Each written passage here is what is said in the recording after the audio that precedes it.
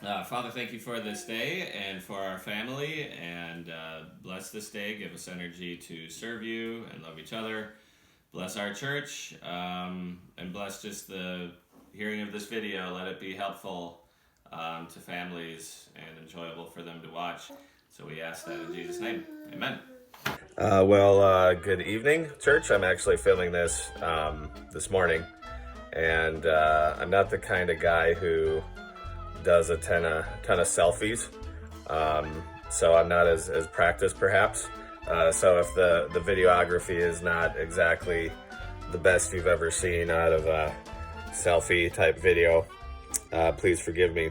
But I thought I'd welcome you guys into our home this morning, since we're not having our Wednesday evening activities, and share with you a little bit of kind of what a normal morning is, or used to be. Now we tend to do a lot of these things in the evening or just whenever I happen to be home. But one of the things that we tend to do a lot as a family is actually read out loud together. Reading out loud is just a really, really good thing to do. And no matter what age your kids are, this could be a good resource for you to look into getting as parents, for you guys to read as parents. So as you can see, it's called the Read-Aloud Family, making meaningful and lasting connections with your kids. So there's, a few good reasons to basically read to your kids. One obviously was right on the title there, which is you make meaningful connections with your kids. Another reason, of course, is that it helps them academically. They get used to words, it expands their vocabulary. Another reason is as you read different kinds of books and you read, say, narratives or fiction stories, right? These are actually one of the main ways that all of us, including kids, develop, is we understand the world, we understand ourselves through stories, which I think is one of the reasons why so much of the Bible is actually stories, because we understand things better within story. I think it's one of the reasons why Jesus taught so often in parables, because people learn differently even from stories. Another good reason actually to read out loud to your kids is because they get used to hearing your voice. And at least in our home, we want my voice and my wife's voice to be sort of the dominant voices that our kids hear throughout their lives. We don't want teachers or TV or favorite movie stars or songwriters or whatever they are to be the dominant voices that our kids are used to hearing. And we think as they get older, because it's just going to be the habit to hear mom and dad speak to them and share with them and teach them and read to them, that it's just going to be normal. And a lot of the conversations that you have with your kids that are a little bit more complex when they're older are going to be a lot easier to have, because they're used to hearing from you. They're used to it being a daily thing that they hear from you. So anyways, I'm going to have you come around my breakfast table here and join us as we read this book. Actually, let me show it to you quick. So this is the Radical book for kids. And actually, I think I'm going to read a few chapters out of here over the next couple weeks at church. And so this is a book that we've been reading as a family for quite a few years. It's not a storybook, but it has all kinds of interesting things. Goes through the beginning, goes through the gospel. It talks about the different parts of the Bible. It goes through, this is Augustine. No, this is Athanasius. So it goes through different historical characters. It also actually has stuff for making things. So here, for instance, it talks about slings. Shows you how to make a fun little sling. They also have trebuchets and different things like that. Yeah, it's actually listed as for 8 to 12-year-olds. But to be honest, I've been reading this book to all my kids from really early ages, and including right now my 3-year-old.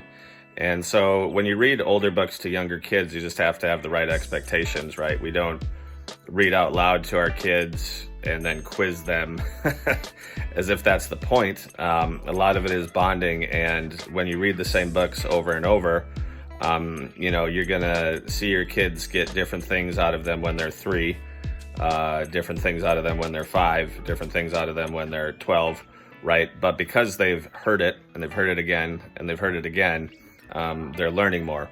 And the thing about kids is they're always learning more than what they can articulate.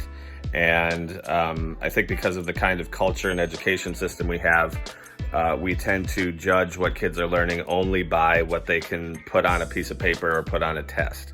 And we have to be very careful with that, because sometimes what we'll end up doing, although it's not on purpose, is we'll actually hold them back from learning a lot of really good things at an age that's actually really appropriate for them to learn them, because we make the assumption that they can't understand or they can't learn anything.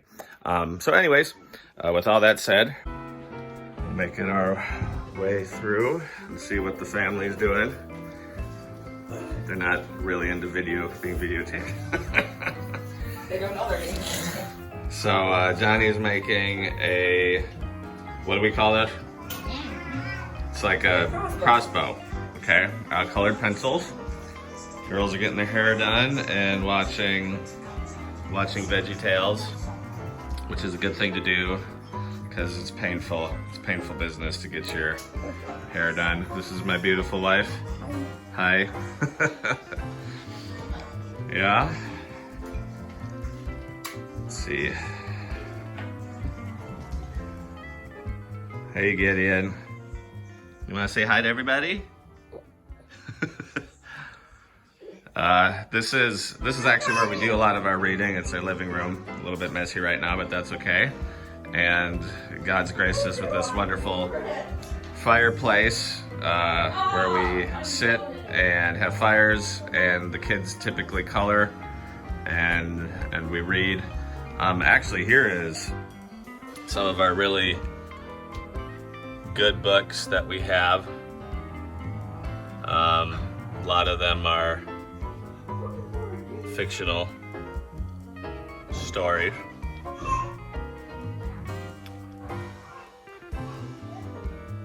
This Brave Ollie Possum's really, really good. We got that from the Kitches. That was a gift from the Kitches. So our favorite books are right here. This is actually the third one. So it's the Wing Feather Saga is what it's called right there, Wing Feather Saga. I highly, highly, highly, highly, highly suggest that your family reads this together.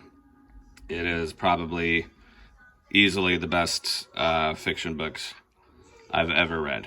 The last thing to say before we start the videos here is just that we're not going to edit them very much. And part of the reason that is because we want everybody to understand what it's actually like to read to your family around a breakfast table, right? It's noisy and distracting, and it's good, and the kids still get things out of it. So don't let real life and how things actually just go in real time deter you from doing a good thing like reading out loud to your kids. All right, everybody go. So here's my family. Excited to have you in our home. This is my 3-year-old JL. She's my cutie. There's Abby, Johnny, Sammy. I have a crossbow. Noah, and little Pedersens. And then my beautiful wife is actually behind the camera. What do you think, JL? How do these faces look? They look happy, don't they? No. They don't look happy? Do they look sad? They look sad.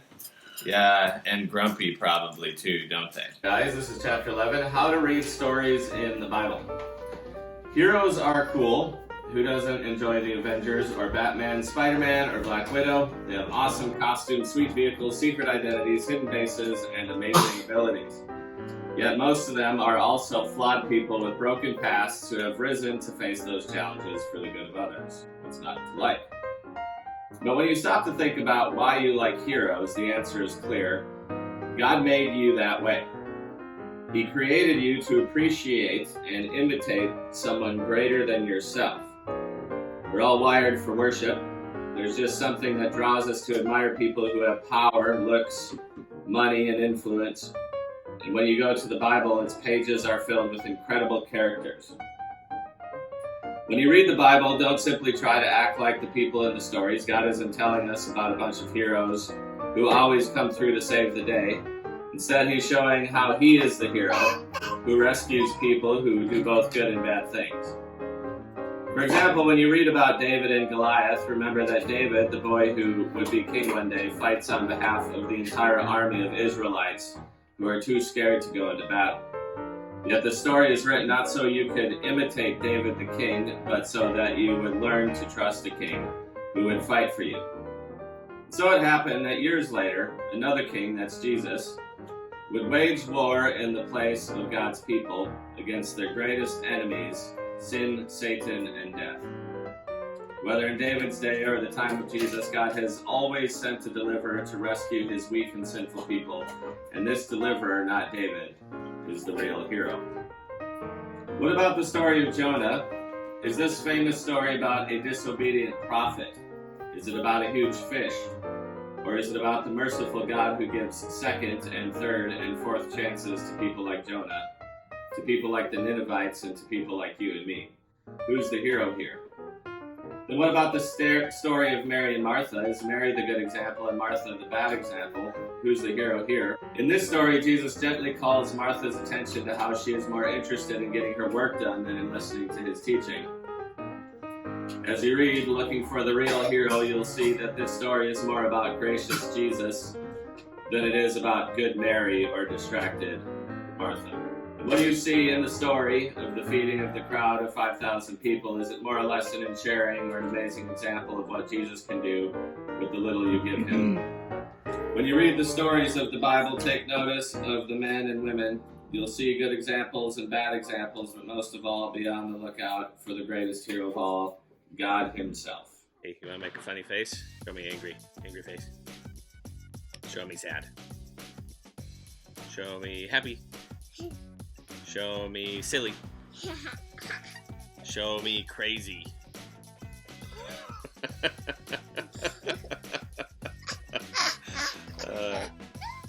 Well, we hope you enjoyed joining us as a family this morning, and we'll see you at church this Sunday.